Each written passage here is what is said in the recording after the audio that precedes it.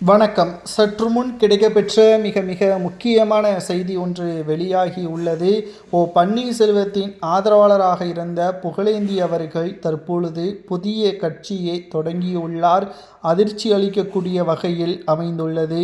OPS அவர்கள் திமுகவில் இணைந்ததை தொடர்ந்து ஓபிஎஸ் அவர்களுடன் திமுகவில் இணைவார் என்று எதிர்பார்க்கப்பட்ட நிலையில் தற்பொழுது புரட்சி அதிமுக என்ற புதிய கட்சியை தொடங்கியுள்ளார் பெங்களூரு புகழேந்தி அவர்கள். நானும் கட்சி தொடங்கிவிட்டேன் என சொல்லாமல் தேர்தல் ஆணையத்தில் பதிவு செய்து அதை சமூக வலைதளங்களில் பதிவுகளை மேற்கொண்டுள்ளார். புரட்சி என்பது எம்ஜிஆரையும் ஜெயலலிதாவையும் குறிக்கும் என்பதை பெங்களூரு புகழேந்தி அவர்கள் கூறியுள்ளார். இதனால் நிச்சயம் வருகின்ற சட்டசபை தேர்தலில் சரியான நபருடன் கூட்டணி வைக்க புகழேந்தி அவர்கள் திட்டமிட்டுள்ளார் என்றும் கூறப்படுகிறது.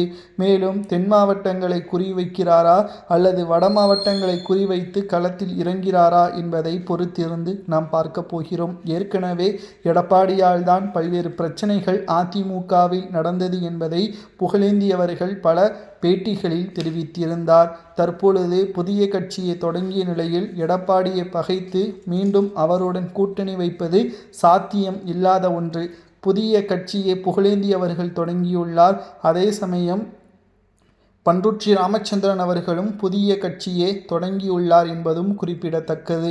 புரட்சி அதிமுக என்ற கட்சியை புகழேந்தி தொடங்கியுள்ளார்.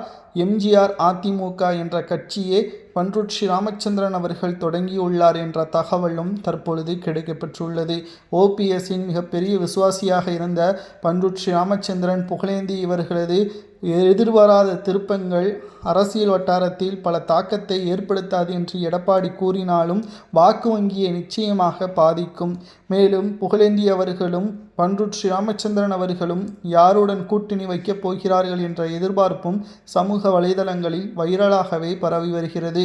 சட்டசபை தேர்தல் நடைபெறுவதற்கு இன்னும் 3 வாரங்களே இருக்கக்கூடிய நிலையில் பலரும் எதிர்பார்க்கப்பட்ட இந்த தேர்தல் தற்பொழுது அரசியல் களத்தில் பல மாற்றங்களை எதிர்நோக்கி காத்து கொண்டிருக்கின்றது.